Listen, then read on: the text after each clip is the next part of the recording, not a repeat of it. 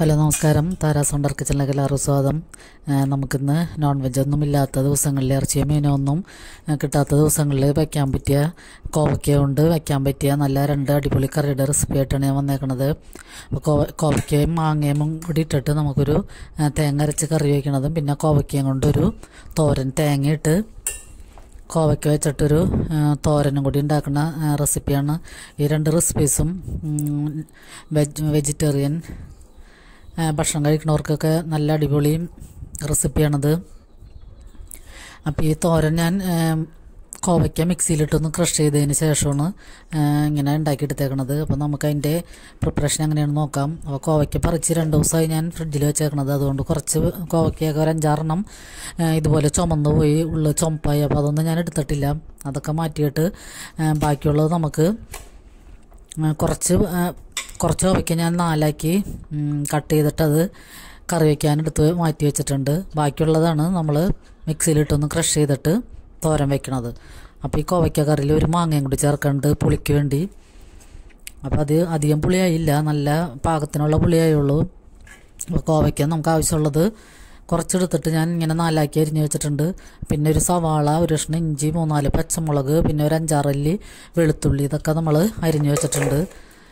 അപ്പോൾ ഇതൊക്കെ കൂടി നമുക്കൊന്ന് മിക്സ് ചെയ്തെടുക്കണം. അപ്പോൾ കോവയ്ക്കയും മറ്റ് സവാളയും പച്ചമുളക് ഇഞ്ചിയും എല്ലാനും നമുക്ക് ഇതിലേക്ക് ഇട്ട് കൊടുക്കാം. എന്നിട്ട് അതിലേക്ക് ആവശ്യത്തിനുള്ള ഉപ്പ് ചേർത്ത് കൊടുക്കാം. പിന്നെ അതിലേക്ക് ഒരു 1/2 ടീസ്പൂൺ മഞ്ഞൾപ്പൊടിയും 1 ടീസ്പൂൺ മുളക് പൊടിയും കൂടി ചേർത്ത് കുറച്ച് പച്ച വെളിച്ചെണ്ണയും കൂടി ഒഴിച്ചിട്ട് നമുക്ക് കൈ കൊണ്ട് നന്നായിട്ട് മിക്സ് ചെയ്യാം. അപ്പോൾ ഇപ്പോൾ കോവയ്ക്കൊക്കെ ഉണ്ടാവുന്ന സീസണുള്ള എല്ലാ വീടുകളിലും ഉണ്ടാവും കോവയ്ക്കൊക്കെ. അപ്പോൾ ഇങ്ങനെയുള്ള അവസരങ്ങളിൽ നമുക്ക് കോവയ്ക്കൊക്കെ വേസ്റ്റായിട്ട് കളയാതെ ഒരു ദിവസമൊക്കെ ഇങ്ങനത്തെ കറികൾ വയ്ക്കുകയാണെങ്കിൽ നല്ല അടിപൊളി ടേസ്റ്റാണ്. പിന്നെ ഈ കോവയ്ക്ക് അധികം ടേസ്റ്റ് ഇല്ലാത്ത സാധനം കാരണം കുറച്ച് വെളിച്ചെണ്ണയൊക്കെ കൂടുതൽ ഒഴിക്കണം എന്ന് മാത്രമേ ഉള്ളൂ. എന്നാലാണ് ഇതിന് മറ്റേ ഇൻഗ്രീഡിയൻസും വെളുത്തുള്ളിയും സവാളയൊക്കെ ചേർക്കുമ്പോഴാണ് ഇതിന് ടേസ്റ്റ് ഉണ്ടാവുന്നത്. അപ്പോൾ നമുക്ക് മീൻ വെക്കണ പോലെ തന്നെ കോവയ്ക്ക വെച്ചിട്ടും ഇങ്ങനെ കറി വയ്ക്കാം. പുളിക്ക് വേണ്ടി മാങ്ങ ഇടുന്നതിന് പകരം വേണമെങ്കിൽ തൈര് ഒഴിച്ച് നമുക്ക് കറി വയ്ക്കാം. ഇത് തേങ്ങരപ്പൊക്കെ ഇട്ടതിന് ശേഷം തൈര് ഒഴിച്ചിട്ട് നമുക്ക് ചൂടാകുമ്പോൾ ഇറക്കി മാറ്റിയാൽ മതി. ഇപ്പം ഞാൻ മാങ്ങയാണ് ഇടുന്നത്. അപ്പം നമുക്ക് ശരിക്കും മീൻ കറി കൂട്ടണ പോലെയുള്ള കറിയായിരുന്നത്. നല്ല അടിപൊളി കറിയാണ്. അപ്പോൾ നമുക്ക് മാങ്ങയും കൂടി ഇട്ടിട്ട് ഒന്ന് മിക്സ് ചെയ്യാം. നല്ല ഫോഴ്സ് ചെയ്ത് മിക്സ് ചെയ്യുകയൊന്നും വേണ്ട. നമുക്കൊന്ന് ഈ പൊടികളൊക്കെ കോവയ്ക്കയിലും മാങ്ങയിലും ഒന്ന് പിടിക്കണ വിധത്തിൽ മിക്സ് ചെയ്തതിന് ശേഷം പാകത്തിന് ഉപ്പുണ്ടോ നോക്കിയിട്ട് പാകത്തിന് ഉപ്പും കൂടി ചേർത്ത് കൊടുക്കാം. എന്നിട്ട് നമുക്കിത് ആദ്യം വെള്ളം ഒഴിച്ചിട്ട് വേകാൻ വേണ്ടി വെക്കണം. ഒന്ന് തിളച്ച് നന്നായിട്ട് ഒന്ന് വെന്തതിന് ശേഷമാണ് നമ്മൾ തേങ്ങ അരച്ചത് ചേർത്ത് കൊടുക്കുന്നത്. അപ്പം ഞാൻ തേങ്ങ അരക്കാൻ മിക്സിയിലെടുത്തിട്ടുണ്ട്. അപ്പോൾ അത് നന്നായിട്ട് പേസ്റ്റ് പോലെ അടിച്ചെടുത്തതിന് ശേഷം നമുക്ക് ഈ കോവയ്ക്കയുടെ കൂട്ടിലേക്ക് ഒഴിച്ചു കൊടുക്കാം. പിന്നെ പാകത്തിന് വെള്ളവും കൂടി ഒഴിക്കാം. ഇത് നമുക്ക് മീനൊന്നും കിട്ടാത്ത ദിവസങ്ങളിൽ ഉണ്ടാക്കാൻ പറ്റിയ ഒരു അടിപൊളി കറിയാണ്. അപ്പോൾ എല്ലാവരും ഇതൊന്ന് ട്രൈ ചെയ്ത് നോക്കുക. കോവയ്ക്ക വെച്ചിട്ട് എപ്പോഴും നമ്മൾ തോരനും മെഴുക്കുവരട്ടിയൊക്കെയാണ് ഉണ്ടാക്കുന്നത്. അപ്പോൾ ഇതുപോലെ ഒന്ന് ഉണ്ടാക്കുകയാണെങ്കിലും നമുക്ക് അടിപൊളിയായിട്ട് കൂട്ടാൻ പറ്റും.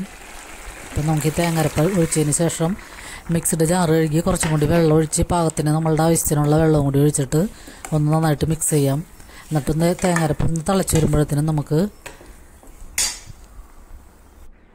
ഫ്ലെയിം ഓഫ് ചെയ്യാം. പിന്നെ നമുക്ക് ഇതിലേക്ക് കുറച്ച് ചെറിയ ഉള്ളിയും കറിവേപ്പിലയും കൂടിയും മൂപ്പിച്ചൊഴിക്കണം വെളിച്ചെണ്ണയിൽ. അപ്പോഴൊക്കെയാണ് ഈ കറിക്ക് നല്ല ടേസ്റ്റ് ഉണ്ടാവണത്.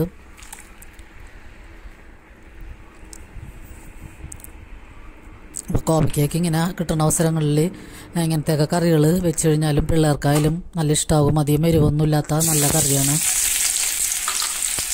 പിന്നെ കോവയ്ക്ക ഫ്രൈ ചെയ്താലും മക്കൾക്ക് ഇഷ്ടമാകും. ഫ്രൈ ചെയ്യുമ്പോഴായാലും നമ്മൾ കുറച്ച് കൂടുതൽ സമയം നോൺ സ്റ്റിക്കിൻ്റെ പാനിലിട്ടിട്ടൊന്ന് ചെറുതീയിലിട്ടിട്ട് ഫ്രൈ ചെയ്തെടുക്കണം. ഞാനിവിടെ അങ്ങനെ ചെയ്യാറുണ്ട്. പിന്നെ കോവയ്ക്കൊക്കെ വെള്ളം കൂടുതലുള്ള കാരണം നമ്മൾ തോരൻ വയ്ക്കുമ്പോഴായാലും ചെറുതീയിലിട്ടിട്ട് കുറേ നേരം മിക്സ് ചെയ്തതിന് ശേഷമാണ് വെന്ത് കിട്ടുള്ളൂ.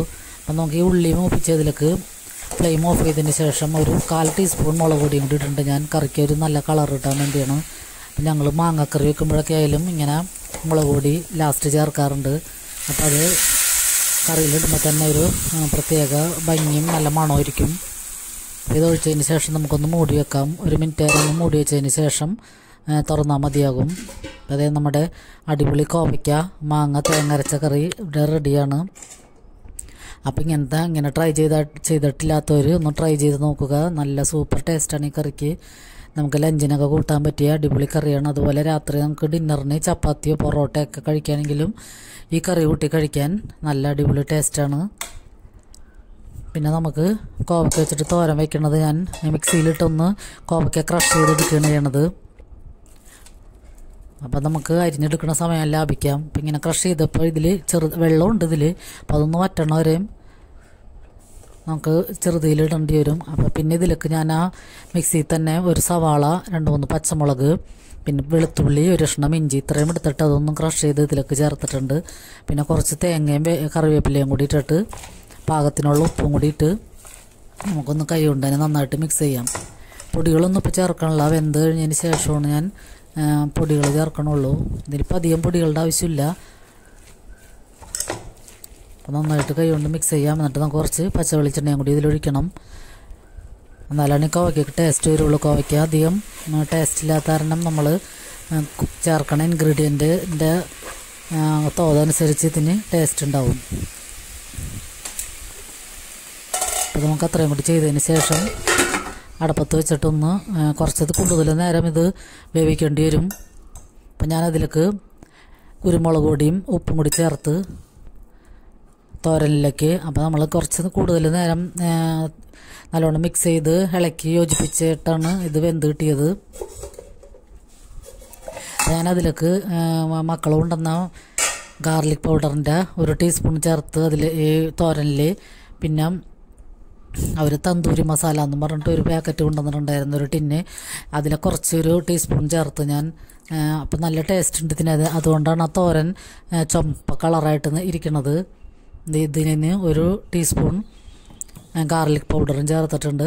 പിന്നെ തന്തൂരി മസാലയാണിത്. അപ്പോൾ ഇതിലേക്ക് ചേർത്ത് നോക്കിയാൽ ടേസ്റ്റ് ഉണ്ടാവുമെന്ന് അറിയാൻ വേണ്ടി ഞാൻ ഇതിലേക്ക് ഈ തോരനിലേക്ക് 1 ടീസ്പൂൺ ചേർത്ത്. അപ്പോൾ അതിന് പാകത്തിനുള്ള എരിവുള്ളൂ. കാണുന്ന പോലെ എരിവൊന്നുമില്ല, കളറ് മാത്രമേ ഉള്ളൂ. പക്ഷെ നല്ല സൂപ്പർ ടേസ്റ്റാണ് ഈ തോരന് അതൊക്കെ ചേർത്തേക്കണ കാരണം. അപ്പോൾ ഈ 2 റെസിപ്പീസും എല്ലാവർക്കും ഇഷ്ടമായെന്ന് കരുതുന്നു. ഇഷ്ടമായി ലൈക്ക് ചെയ്യണം. എല്ലാവർക്കും നന്ദി.